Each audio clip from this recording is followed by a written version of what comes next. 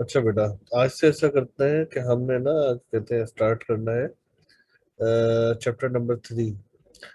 तो इस chapter number 3 में हम क्या करेंगे कि प्रोग्राम होता क्या है, सबसे पहली चीज ये देखेंगे प्रोग्राम होता क्या है, ये काम किस तरह करता है, सी प्लस प्लस के प्रोग्राम का स्ट्रक्चर क्या होता है, हेडर फाइल्स हम क्यों यूज करते हैं सी प्लस प्लस के प्रोग्राम में, और रिजर्व वर्ड क्या होते हैं, और सी प्लस प्लस प्रोग्राम में रिजर्व वर्ड क्यों यूज किए जाते हैं। प्रोग्राम को अगर हम डिफाइन करना चाहें तो वो कुछ इस तरह से है कि set of instructions that tell the computer what to do and how to do. ठीक है। प्रोग्राम सेट ऑफ इंस्ट्रक्शन होता है जो कंप्यूटर को बता रहा होता है कि उसे क्या करना चाहिए। ठीक है। अब सेट ऑफ इंस्ट्रक्शन दो तरह से हो सकता है, या तो कंप्यूटर से रिलेटेड जो लैंग्वेजेस है उनमें होगा, या फिर ये ह्यूमन लैंग्वेजेस में होगा। जो ह्यूमन लाइक लैंग्वेजेस के अंदर सेट ऑफ इंस्ट्रक्शन होता है उसे हाई लेवल लैंग्वेजेस कहते हैं, और जो ह्यूमन लाइक लैंग्वेजेस में नहीं होता कोड उसे हम कहते हैं कि ये लो लेवल लैंग्वेज है। ठीक है। अब सी प्लस प्लस जो है वो एक हाई लेवल लैंग्वेज है। ठीक है। सी प्लस प्लस का स्ट्रक्चर होगा प्रोग्राम का वो इस तरह से होगा कि उसके अंदर ये तीन चीजें तो कंपलसरी होंगी। Number one pre processor directive, number two main function, और प्रोग्राम बॉडी जो मेन फंक्शन के अंदर होगी जो कि सी प्लस प्लस की स्टेटमेंट से कोड की। ठीक है। इसके अलावा एक चौथी चीज भी होती है जो होती है यूजर डिफाइंड फंक्शंस। ठीक है। ये ऑप्शनल होती है। आप चाहे तो मेन बॉडी के बाद में अगर जरूरत हो तो अपने फंक्शन खुद डिफाइन कर सकते हैं। ठीक है। और फंक्शन डिफाइन करने की जगह सिर्फ मेन बॉडी का एंड नहीं होता, मेन बॉडी के बाद में नहीं होता, बल्कि आप हेडर फाइल्स के अंदर भी फंक्शन डिफाइन कर सकते हैं। हेडर फाइल्स क्या होती है, अब इनको जरा देख लेते हैं कि ये तीन चीजें डिटेल में होती क्या है। Header files collection of standard library functions to perform different tasks. Header file contain information that is required by the program in which these are used. Each header file contains different types of predefined function. Many header files can be included in one program. Header file क्या होती है, basically आपको compiler के साथ जो, जैसे Microsoft का compiler है, Microsoft Turbo C plus plus का कंपाइलर है, तो उसके साथ आपको बहुत सारे फंक्शन, प्री डिफाइंड फंक्शन दे दिए जाते हैं। ठीक है। ये जो प्री डिफाइंड फंक्शन आपको प्रोवाइड किए जाते हैं ये स्टैंडर्ड लाइब्रेरी फंक्शन कहलाते हैं। ठीक है।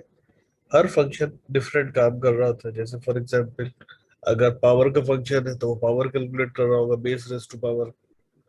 अगर वो टेंजेंट का फंक्शन है तो उसमें हम जो है वो एंगल्स पास करेंगे तो वो टेंजेंट कैलकुलेट कर रहा होगा किसी एंगल का। अगर वो स्क्वायर रूट का फंक्शन है तो उसको अगर हम जो नंबर पास करेंगे उसका स्क्वायर रूट ये कैलकुलेट कर रहा होगा। ठीक है। Header files contain information that is required by the program in which these are used. ठीक है जी। हेडर फाइल्स के अंदर ये सारे के सारे फंक्शंस होते हैं। इन फंक्शंस की डेफिनेशन डिक्लेरेशन होती है। Each header file contain different type of pre defined function. मुख्तलिफ हेडर फाइल्स होती है, कलेक्शन ऑफ हेडर फाइल होता है जिसमें हर हेडर फाइल में एक ग्रुप होता है जो रिलेवेंट फंक्शंस का होता है। जैसे for example graphs dot H में ग्राफ बनाने से रिलेटेड जो भी फंक्शन होंगे वो फंक्शन जो है यूज होंगे। अगर मैथ डॉट एच आप यूज कर रहे हैं तो उसमें मैथमेटिकल फंक्शन होंगे। माउस डॉट एच यूज कर रहे हैं तो उसमें माउस से रिलेटेड फंक्शन होंगे, माउस मूवमेंट से रिलेटेड फंक्शन होंगे। और अगर आप IO stream dot H use कर रहे हैं तो उसमें इनपुट आउटपुट से रिलेटेड फंक्शन होंगे। ठीक है। प्री डिफाइंड फंक्शन होंगे। अगर आप हेडर फाइल यूज नहीं करेंगे तो आपका प्रोग्राम सही वर्क नहीं करेगा। आपको इस चीज पे ग्रिप रखनी है कि हेडर फाइल्स को अच्छी तरीके से देखना है कि कौन सी हेडर फाइल किस फंक्शन के साथ यूज होती है। जैसे स्ट्रिंग कैट फंक्शन है जो कंकैटिनेशन का काम आता है, दो स्ट्रिंग से जोड़ने का काम आता है। तो अगर आप वो यूज करेंगे तो definitely you need to include string dot h into your program. ठीक है जी। मैथमेटिक्स से रिलेटेड आप काम कर रहे हैं तो आपको जो है मैथमेटिक्स से रिलेटेड math.h को इंक्लूड करना पड़ेगा। हेडर फाइल जो होती है basically collection of standard library function होता है। ठीक है जी। स्टैंडर्ड लाइब्रेरी फंक्शन का मतलब ये है कि आपको कंपाइलर के साथ कंपनी ने, यानी in case of Turbo C plus plus Microsoft ने आपको बहुत सारे फंक्शंस बना के दिए। आपको सिर्फ और सिर्फ उन फंक्शन को यूज करना है, कॉल करना है। ठीक है। उन फंक्शन की डेफिनेशन जो होती है वो हेडर फाइलों में होती है। ठीक है। और वो जो कनेक्शन ऑफ, अब ये किसी एक हेडर फाइल के अंदर स्टैंडर्ड लाइब्रेरी फंक्शन का कलेक्शन होता है जो डिफरेंट काम कर रहे होते हैं। Header file contain information that is, बल्कि इंफॉर्मेशन की जगह हम जो प्रॉपर वर्ड यूज करेंगे डेफिनेशन डिक्लेरेशंस। ठीक है। Definitions and declarations that is required by the program in which these are used. ठीक है जी। हेडर फाइल्स के अंदर इन फंक्शंस की डेफिनेशन और डिक्लेरेशन होती है। ठीक है। Each header file contain different type of predefined function. Her header file में एक ग्रुप ऑफ फंक्शंस होता है जो रिलेवेंट होता है। जैसे फॉर एग्जांपल, अगर मैथ डॉट एच है तो उसके अंदर मैथमेटिक्स से रिलेटेड फंक्शंस होंगे। अगर माउस डॉट एच है तो उसके अंदर माउस से रिलेटेड फंक्शंस होंगे। अगर ग्राफ्स डॉट एच है तो उसके अंदर ग्राफ से रिलेटेड फंक्शंस होंगे, एंड सो ऑन। अगर आईओस्ट्रीम डॉट एच है तो उसके अंदर इनपुट आउटपुट के फंक्शंस होंगे। ठीक है।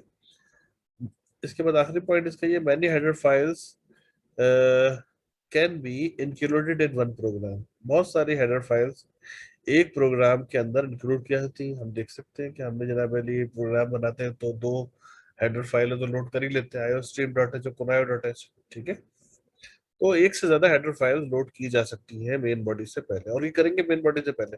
मेन बॉडी के बाद में इंक्लूड करने का फायदा कोई नहीं है। इसका सिंटैक्स किस तरह होता है? हैश इंक्लूड, ये रिजर्व वर्ड है, इसे प्री प्रोसेसर डायरेक्टिव भी बोलते हैं। और एंगल ब्रैकेट के अंदर हेडर फाइल का नाम डॉट एच के साथ। ठीक है। कि हेडर फाइल्स को इंक्लूड करने का सिंटैक्स ये होता है, hash include angle bracket header files name. और इसकी एग्जांपल इस तरह से है कि hash include iostream dot H angle bracket में, या उसको इन्वर्टेड कॉमास में लिखें। नॉर्मल जो रूटीन है वो ये है कि हम एंगल ब्रैकेट्स में लिखते हैं। ठीक है। और इन्वर्टेड कॉमास में हम उन हेडर फाइल्स को लिखते हैं जिनको हमने खुद बनाया हो। अब खुद कैसे बनाते हैं ये हम फंक्शंस के अंदर सीखेंगे कि खुद हेडर फाइल्स किस तरह बनाते हैं। ठीक है। रिजर्व वर्ड और कीवर्ड्स क्या होते हैं? The pre defined words of the C plus plus that are used for a special purpose. ऐसे वर्ड्स खास तौर पे जो डिफाइन किए हुए हैं किसी खास मकसद के तहत इन द सोर्स प्रोग्राम में नहीं, कंपाइलर की उन वर्ड्स की लिए एक खास मीनिंग है, उनको हम रिजर्व वर्ड या कीवर्ड्स कहते हैं। ठीक है।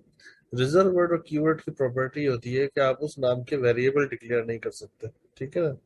अगर आप वेरिएबल डिक्लेयर करने की कोशिश करेंगे तो कंपाइलर एरर जनरेट करेगा। जैसे फॉर एग्जांपल डबल एक रिजर्व वर्ड है, इसका इसकी अपनी मीनिंग है। फॉर लूप का नाम है, फॉर हम फॉर का लूप लगाते हैं। Loop, if, do, while, else if. ठीक है जी। Get c h e, int,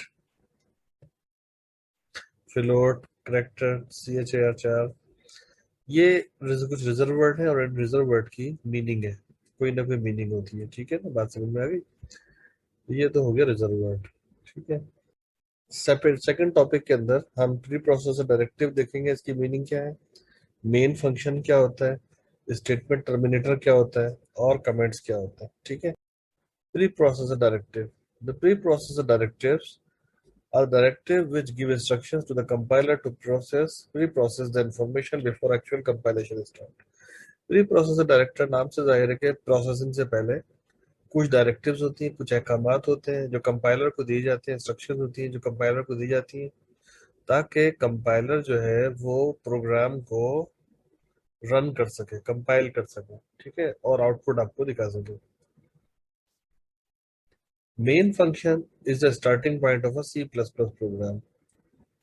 जब कंपाइलर किसी सी प्लस प्लस के प्रोग्राम को रन करना शुरू करता है तो वो मेन फंक्शन से स्टार्ट करता है। अगर उसे मेन फंक्शन नहीं मिलेगा तो वो कंपाइलिंग स्टार्ट नहीं कर सकेगा।